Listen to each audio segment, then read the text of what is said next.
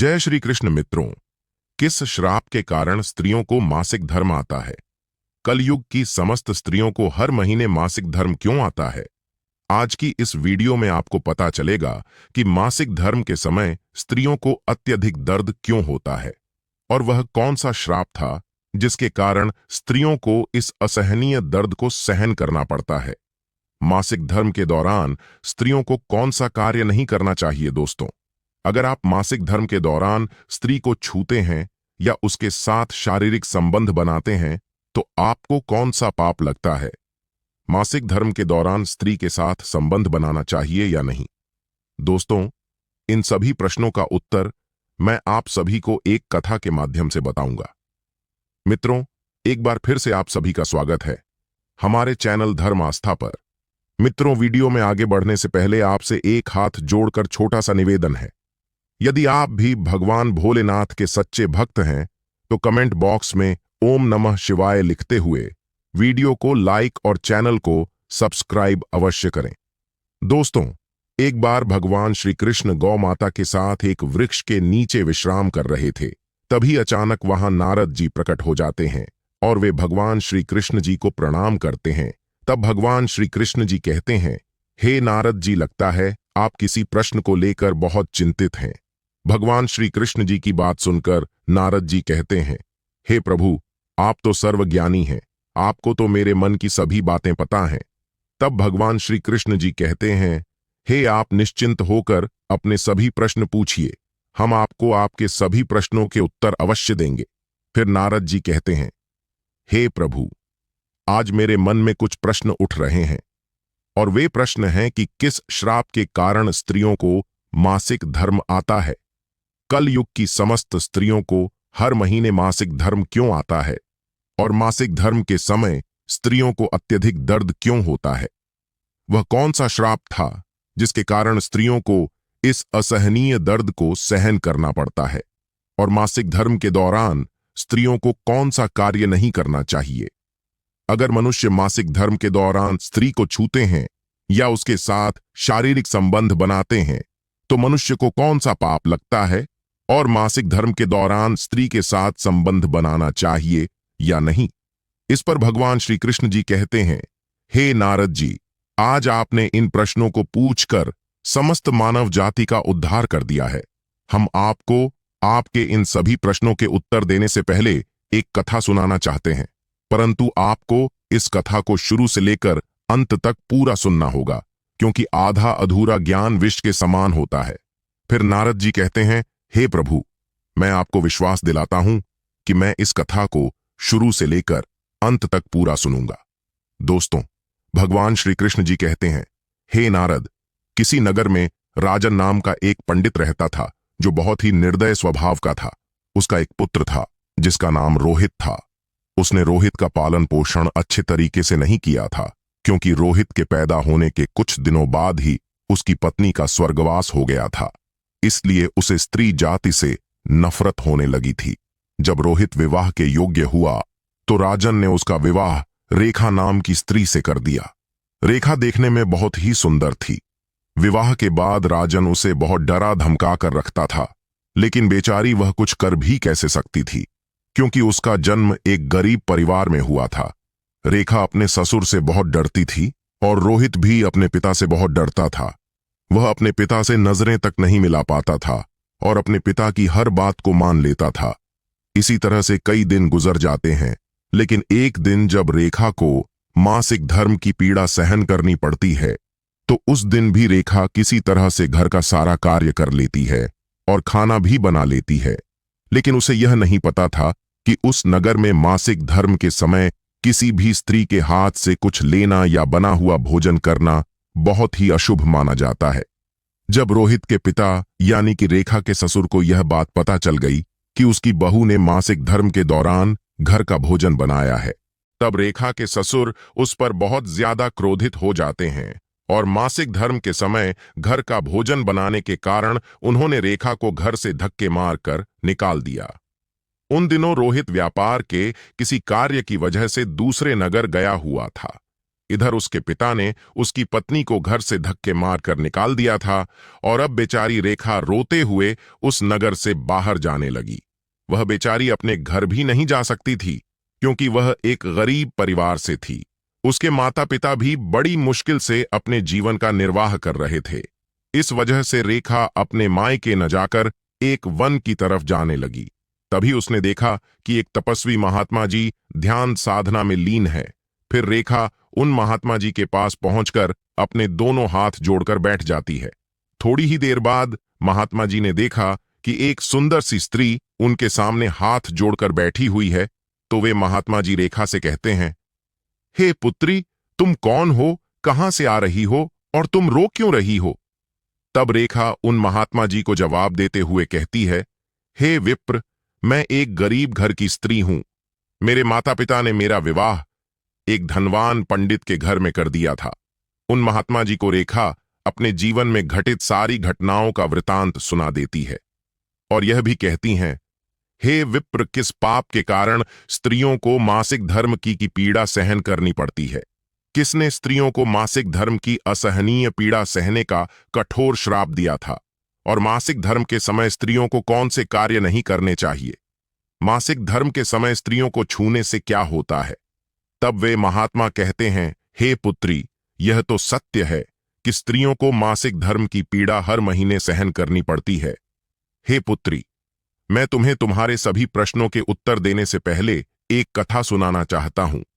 इस कहानी को सुनने के बाद तुम्हें तुम्हारे सभी प्रश्नों के उत्तर अच्छी तरह से मिल जाएंगे। वे महात्मा जी रेखा से कहते हैं, एक नगर था। उस नगर में राजवीर नाम का एक ब्राह्मण रहता था। राजवीर को समस्त शास्त्रों और वेदों का ज्ञान था। वह बहुत बुद्धिमान, गुणवान तथा धार्मिक स्वभाव का था। उस नगर के सभी व्यक्ति उसका बड़ा सम्मान करते थे। वह प्रतिदिन यज्ञ, दान, धर्मत उपासना किया करता था। वह हर प्रकार से धन, धान्य और संपत्ति से संपन्न था। उसकी पत्नी का नाम निर्मला था, जो अपने पति की तरह अत्यंत चरित्रवान, गुणवान तथा पतिव्रता धर्म का पालन करने वाली स्त्री थी। फिर एक दिन राजवीर ने अपने घर पर महादेव की पूजा रखी और सभी साधुओं को स्वयं उनके घर जाकर निमंत्रण देकर बुलाया। साथ ही उस नगर में निवास करने वाले समस्त मनुष्यों को भी उसने पूजा तथा भोज भजन के लिए आमंत्रित किया। पूजा के दिन जब वे सभी ब्राह्मण उसके घर पर पहुंचे तो राजवीर ने उन सभी साधुओं का विधिपूर्वक अतिथि सत्कार किया और उन्हें अपने घर के अंदर ले जाकर महादेव की पूजा आराधना की। इसके बाद उसने उन साधुओं को एक स्वच्छ आसन पर बिठाकर भोजन कराया। साधुओं को भोजन कराने के बाद राजवीर ने भगवान शिव जी का स्मरण करते हुए उन सभी साधुओं को वस्त्र आदि दान में देकर विदाई दी। वे सभी साधु उसे आशीर्वाद देकर वहां से चले गए। उसके बाद वह अपने परिवार के सदस्यों तथा गरीब और भूखे व्यक्तियों को भोजन कराता है। दोस्तों, वे महात्मा जी रेखा से कहते हैं, हे पुत्री, इस प्रकार से शिव जी की पूजा पाठ और सभी व्यक्तियों को भोजन कराने के बाद जब वह अपने घर के मुख्य द्वार पर खड़े होकर कुछ सोचने लगता है, तब वह देखता है कि उसके घर के सामने एक कबूतर और एक तोता बात कर रहे हैं। राजवीर उस कबूतर और तोता की पूरी बात सुनता है तो वह बड़े आश्चर्य में पड़ जाता है। वह कबूतर और तोता उसके पिछले जन्म के माता पिता ही थे, जो अपने पिछले जन्म के पापों के कारण इस जन्म में कबूतर और तोता बन गए थे।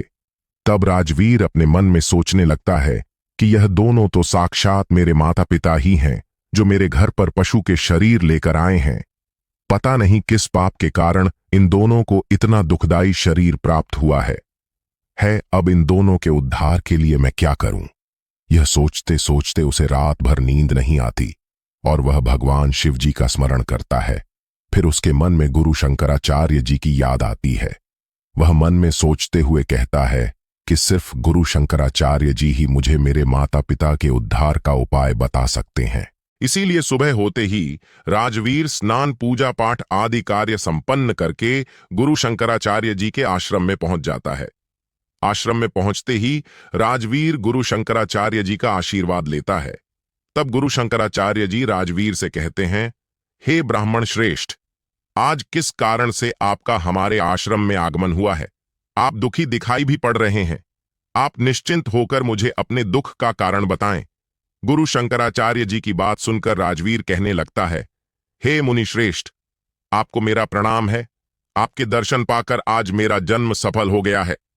राजवीर गुरु शंकराचार्य जी से कहता है, हे मुनिश्रेष्ठ, मैं आपके पास अपनी एक दुविधा का उपाय जानने की अभिलाषा लेकर आया हूं। कृपया करके आप मुझे मेरी इस दुविधा से बाहर निकालने का कष्ट करें। मैं इस दुविधा को लेकर बहुत चिंतित हूं। तब गुरु शंकराचार्य जी कहते हैं, हे ब्राह्मण, आप दुखी ना हो। आप मुझे निश्चिंत होकर अपनी उस दुविधा को बताइए। हम आपको आपकी उस दुविधा से बाहर निकालने का उपाय अवश्य बताएंगे। फिर राजवीर गुरु शंकराचार्य जी से कहता है, हे मुनिश्रेष्ठ, कल मैंने अपने घर पर शिव जी की पूजा रखी थी। मैंने उस पूजा में भगवान शिव जी की आराधना की और उसके बाद मैंने कई साधुओं और भूखे व्यक्तियों को भरपेट भोजन कराया। फिर मैंने देखा कि मेरे सामने एक कबूतर और एक तोता खड़े होकर किसी बारे में बात कर रहे थे। मैंने उन दोनों की बातें सुनी थीं, जिसमें वह कबूतर उस तोते से कह रहा था कि हे नाथ, आज हमारे पुत्र के घर में जो साधु भोजन करने के लिए आए हुए थे, उनके लिए जो एक बर्तन में दूध रखा हुआ था, उस दूध में एक सर्प ने अपना सारा विष डाल दिया था। उस दूध में सर्प का विष मिला हुआ देखकर मुझे उन साधुओं और उसके घर में आने वाले सभी अतिथियों के प्राणों की चिंता सताने लगी, क्योंकि उसी दूध से ही खीर बनने वाली थी। इस वजह से अगर कोई वह उस दूध से बनी हुई खीर को खा लेता तो उसकी तुरंत ही मृत्यु हो जाती और इसका पूरा इल्जाम मेरे पुत्र पर पड़ता। इसलिए मैंने उस बर्तन का सारा दूध पी लिया। लेकिन जब बहू की नजर मेरे ऊपर पड़ी तब उसने मुझे एक डंडे से बहुत पीटा और मेरा एक पैर भी तोड़ डाला। इस वजह से मुझे बहुत पीड़ा हो रही है और अब मैं ठीक से चल भी नहीं पा रहा हूं। मुझे पैर की पीड़ा सहन नहीं हो रही है। राजवीर गुरु शंकराचार्य जी से कहते हैं, हे पुत्र, कबूतर की इन दुख भरी बातों को सुनकर वह तोता भी बहुत दुखी हो जाता है और वह भी अपने दुख के कारण की कहानी सुनाते हुए कहता है कि हे प्रिय, मैं पिछले जन्म में इस ब्राह्मण का पिता था। मैं इससे बहुत प्यार करता था और इसकी हर जरूरत को किसी न किसी तरह से अवश्य पूरा करता था। लेकिन आज इस ब्राह्मण ने सिर्फ मुझे ही छोड़कर सभी व्यक्तियों को भोजन करवाया है, ने मुझे थोड़ा सा भी भोजन नहीं कराया, मुख पर एक नजर तक नहीं डाली और ना ही इसने मुझे जल तक पिलाया। इसी वजह से मैं बहुत दुखी हो गया हूं। फिर राजवीर गुरु शंकराचार्य जी से आगे कहता है कि अपने पिता की ऐसी दशा देखकर उन दोनों पर बहुत दया आई और अपने माता पिता को कबूतर और तोता के रूप में ऐसा बोलते हुए देखकर मुझे बहुत दुख भी हुआ। उस दिन से मुझे हर क्षण अपने माता पिता की चिंता सताने लगी है और उस दिन से मुझे रात दिन नींद भी नहीं आती है। अब मुझे हर क्षण यह चिंता सताती रहती है कि मैंने कभी किसी के साथ बुरा नहीं किया, कभी किसी का बुरा नहीं चाहा। मैंने हमेशा दान धर्म जैसे कार्य किए हैं, लेकिन फिर भी पता नहीं मेरे माता पिता की ऐसी दशा क्यों हो गई है, उन्हें इतना कष्ट क्यों झेलना पड़ रहा है। इसी वजह से आज मैं आपके पास आया हूं। कृपया आप मुझे यह बताने की कृपा करें कि किस पाप के कारण मेरे माता पिता को ऐसे दुख सहने पड़ रहे हैं और मैं ऐसा कौन सा कार्य करूं जिससे उन्हें इस दुखदाई शरीर से मुक्ति मिल सके। तब गुरु शंकराचार्य जी अपनी दिव्य दृष्टि से राजवीर के पिता के पिछले जन्म के कर्मों का सारा दृश्य देख लेते हैं और फिर राजवीर से कहते हैं, हे पुत्र, तुम्हारे माता पिता ने अपने पिछले जन्म में एक घोर पाप किया था। उसी पाप के कारण तुम्हारे माता पिता की इस जन्म में ऐसी दुर्दशा हुई है। राजवीर गुरु शंकराचार्य जी से कहता है, हे गुरुदेव, आप मुझे विस्तार से यह बताने का कष्ट करें कि किस पाप के कारण मेरे माता पिता की ऐसी दुर्गति हुई है। फिर गुरु शंकराचार्य जी कहते हैं, हे पुत्र, पिछले जन्म में तुम्हारे पिता रामपुर नगर के एक धनवान सेठ थे। तुम्हारे पिता प्रतिदिन पूजा पाठ करते थे, लेकिन एक दिन जब तुम्हारे पिता एकादशी का व्रत रखे हुए थे, उस दिन उन्होंने दान धर्म का कोई कार्य नहीं किया और ना ही द्वार पर आई हुई गायों को एक रोटी खिलाई थी। उन्होंने तो कभी भी अपने पितरों का श्राद्ध कर्म भी नहीं किया और तुम्हारे पिता अपने पिछले जन्म में मासिक धर्म के समय भी तुम्हारी माता के साथ संबंध बना लेते थे। इसी पाप के कारण तुम्हारे पिता को इस जन्म में तोता का रूप प्राप्त हुआ है। चलो, अब मैं तुम्हें तुम्हारी माता की इस दुर्दशा के कारण के बारे में बताता हूं, तो सुनो। तुम्हारी माता रजस्वला होते हुए भी घर का भोजन बना लेती थी और मासिक धर्म के समय भगवान की पूजा पाठ भी कर लेती थी। तुम्हारी माता रजस्वला होते हुए भी भगवान को भोग लगा देती थी। इसकी वजह से तुम्हारी माता को महापाप लगा था। इसीलिए तुम्हारी माता को अपने पिछले जन्म के पापों के कारण इस जन्म में कबूतर का रूप प्राप्त हुआ है। दोस्तों, शंकराचार्य जी राजवीर से कहते हैं, हे पुत्र, अब मैं तुम्हें बताता हूं कि मासिक धर्म के समय स्त्रियों को क्या नहीं करना चाहिए। हे पुत्र, मासिक धर्म के समय स्त्रियां 3 दिनों तक अपवित्र मानी जाती हैं। इस दौरान स्त्रियों को पूजा पाठ नहीं करना चाहिए और इन 3 दिनों तक रजस्वला स्त्रियों को अपने बाल नहीं धोने चाहिए। यदि कोई स्त्री इन 3 दिनों में से किसी भी दिन गलती से अपने बाल धो लेती है तो उसके पति की आयु कम हो जाती है। मासिक धर्म के समय स्त्रियों को पेड़ पौधों को नहीं छूना चाहिए। पुरुषों को रजस्वला स्त्रियों के साथ विष या भोग भी नहीं करना चाहिए। जो भी पुरुष रजस्वला स्त्रियों के साथ विष या भोग करता है या उनके वस्त्रों को छूता है, उसे ब्रह्म हत्या का पाप लगता है। रजस्वला स्त्रियों के शरीर में पूरे 3 दिनों तक वही घोर पाप निवास करता है, लेकिन चौथे दिन स्नान करने के बाद वे पवित्र हो जाती हैं। चौथे दिन स्नान करने के बाद जवला स्त्रियों को सबसे पहले अपने पति का मुख देखना चाहिए, और यदि आपका पति किसी भी वजह से समीप ना हो तो सूर्यदेव के दर्शन करना चाहिए। फिर गुरु शंकराचार्य जी कहते हैं, हे पुत्र, इसी पाप के कारण तुम्हारी माता को कबूतर और तुम्हारे पिता को तोता का रूप लेकर जन्म मिला है। तब राजवीर कहता है, हे मुनि श्रेष्ठ, अब आप कृपा करके मुझे मेरे माता पिता को इस असहनीय शर से मुक्ति दिलाने का उपाय बताएं। फिर गुरु शंकराचार्य जी कहते हैं, हे पुत्र, तुम अपने माता पिता को मुक्ति दिलाने के लिए किसी भी अमावस्या के दिन श्राद्ध तर्पण करना होगा और दान धर्म करना होगा। गाय माता की सेवा करनी होगी, उन्हें मिष्ठान खिलाना होगा और भगवान के सामने अपने माता पिता के लिए प्रार्थना करनी होगी। राजवीर गुरु शंकराचार्य जी द्वारा बताए गए सभी कार्यों को करता है, जिससे उसके माता पिता के सभी पाप मिट जाते हैं और उन्हें मुक्ति मिल जाती है। दोस्तों, वे महात्मा जी रेखा से कहते हैं, हे पुत्री, अब मैं तुम्हें बता देता हूं कि किस पाप के कारण स्त्रियों को मासिक धर्म की पीड़ा सहन करनी पड़ती है। वे महात्मा जी रेखा से कहते हैं, हे पुत्री, यह बात सतयुग की है। उस युग में वृतास नाम का एक असुर था। असुर होने के कारण उसका स्वभाव उग्र था और वह हमेशा युद्ध करने के लिए तैयार रहता था। एक दिन उसने अपनी खूंखार सेना के साथ इंद्रलोक पर आक्रमण कर दिया। उसकी सेना के पास कई भयानक और शक्तिशाली अस्त्र थे, जिससे सभी देवी देवताओं में हाहाकार मच गया और सभी देवी देवता अपने प्राणों को बचाकर स्वर्गलोक से भागने लगे। फिर देवराज इंद्र भी अपने प्राण बचाकर भागने लगे। देवराज इंद्र भागते हुए एक गुफा में छिप गए, लेकिन वह ज्यादा दिनों तक वृतास से उस गुफा के अंदर छिपकर अपने प्राण नहीं बचा पाए। वृतास ने अपने कुछ सैनिकों को देवराज इंद्र की तलाश में भेज दिया और उन सैनिकों ने देवराज इंद्र को खोज निकाला। फिर वृतास ने देवराज इंद्र को युद्ध करने के लिए ललकारा। तब देवराज इंद्र और वृतास के बीच आकाश में बहुत भीषण युद्ध हुआ। इस युद्ध में देवराज इंद्र ने अपने वज्र का प्रहार करके वृतास को मार डाला। वृतास के मरते ही उसके शरीर से ब्रह्म हत्या बाहर निकलती है और देवराज इंद्र के शरीर में प्रवेश कर लेती है।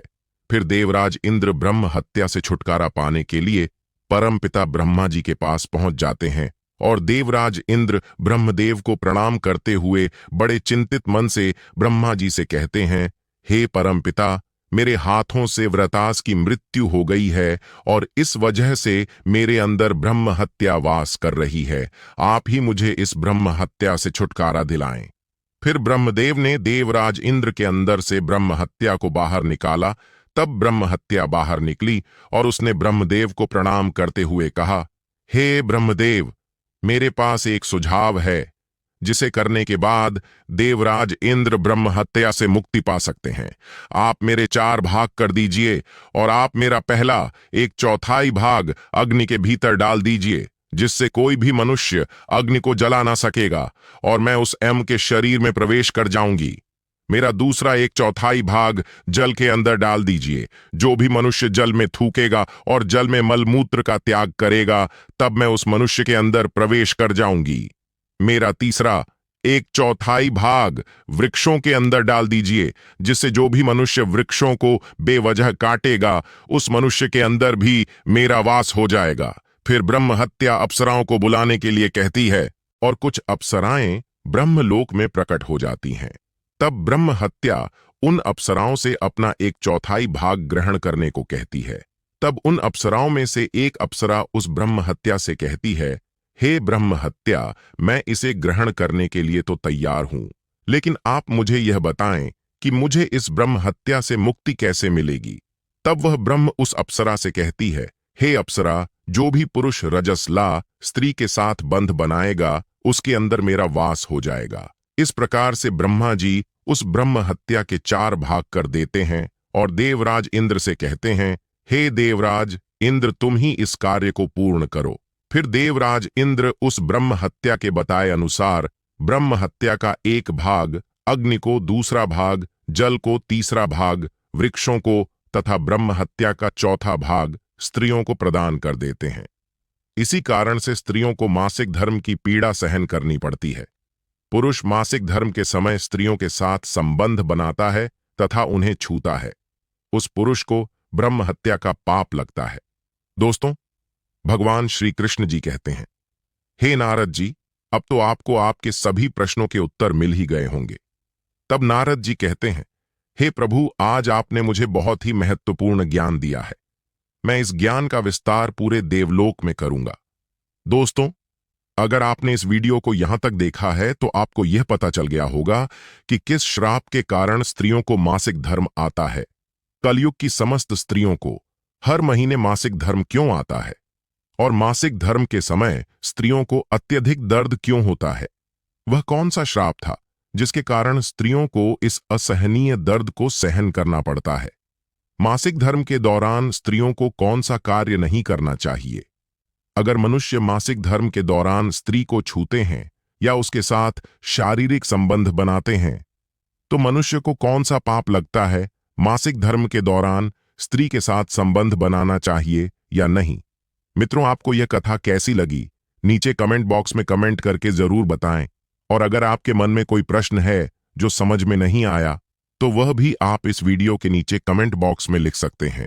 मित्रों, आज की वीडियो में बस इतना ही। फिर मिलते हैं एक नई वीडियो के साथ। तब तक के लिए धन्यवाद।